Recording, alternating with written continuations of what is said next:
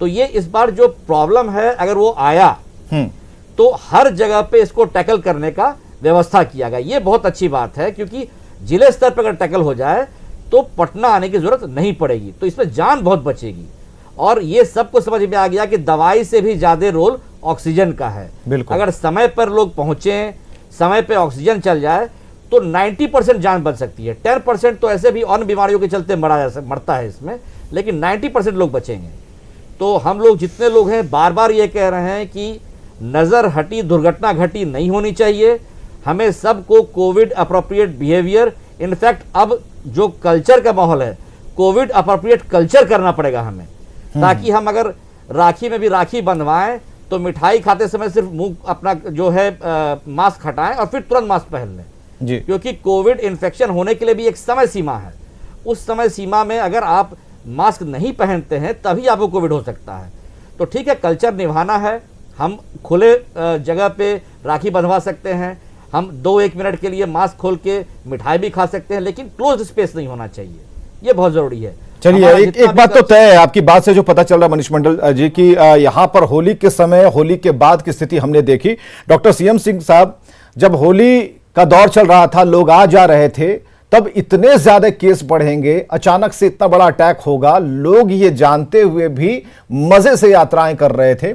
उन्हें यह पता था कि डॉक्टर साहब तो हैं ही और दवाइयां क्या खानी है, वही 4 दवाइयां। उन्हें यह नहीं पता था कि ऑक्सीजन सिलेंडर का भी इंतजाम रखना होगा, जो बिहार उसके लिए तब तैयार नहीं था, अब तैयार है। डॉक्टर सीएम सिंह, जो एम्स को लेकर लोगों की एक जो सोच है कि अगर एम्स में जाएंगे तब तो गारंटी है कि बच जाएंगे, तो इस गारंटी को 3rd फेज में खासकर वैसे लोग जो अभी भी दुविधा में हैं, ये जानते हुए भी कि उनके बच्चे चपेट में आ सकते हैं, मां बाप करियर बन सकते हैं, तो ऐसी स्थिति में कैसे कैंप लगाया जाए, क्या किया जाए? हमारी तैयारी, चलिए इतनी बात से तो एकदम बिल्कुल पक्का है कि तैयारियां हैं, लेकिन कैसे उन्हें समझाया जाए, यह भी एक बड़ा अप्रोच होगा।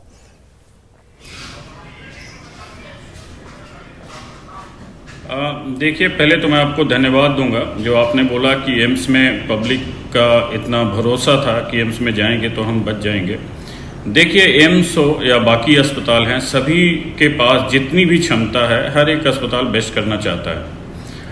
आईजीएमएस ने पूरी शिद्दत से काम किया, पीएमसीएच ने पूरी शिद्दत से काम किया, और सब अपनी जो क्षमताएं हैं, जो कैपेबिलिटी है, उसके साथ कोई ये नहीं चाहता कि हम जरा सा भी नीचे काम करें।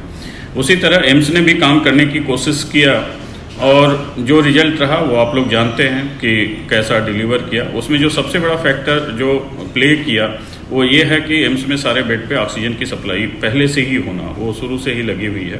तो उससे ये रहता है कि हम लोग जितना भी चाहते हैं बेड बढ़ा लेते हैं, और ऑक्सीजन की कंसंट्रेट, जो ऑक्सीजन की जो प्रॉब्लम होती है वो हमें नहीं होती है।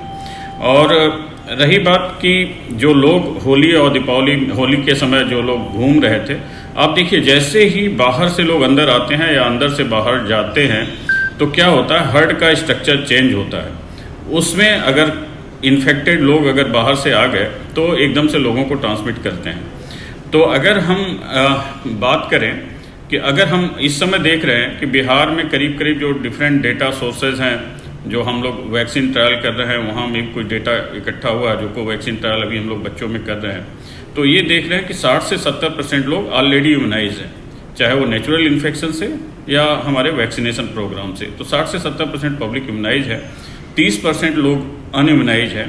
तो पहला तो हमारा प्रयास, जो भरपूर प्रयास है कि हम ज़्यादा से ज़्यादा लोगों को वैक्सीनेट कर सकें, जो गवर्नमेंट कर रही है। और अभी तो लोग भी आगे आ रहे हैं, मैं ये कहूँगा, शुरू में कुछ हेजिटेंसी थी, अभी तो लोग खूब आगे आ रहे हैं और वैक्सीन ले रहे हैं। और बिहार आप देखेंगे तो देश के कई राज्यों से काफ़ी अच्छा कर रहा है वैक्सीनेशन में, तो उसे हमें कंटिन्यू रखना है।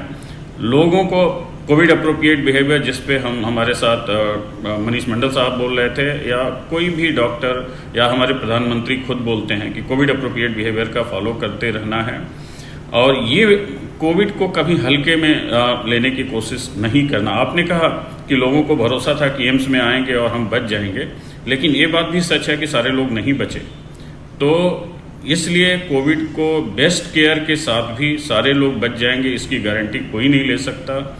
और कौन वो व्यक्ति होगा जो सीरियस होगा और डेथ होगा, ये भी कोई नहीं कह सकता। थोड़ी सी जो हमें एविडेंस है कि जो इन लोगों को क्रॉनिक डिजीजेज हैं, मॉर्बिडिटी है,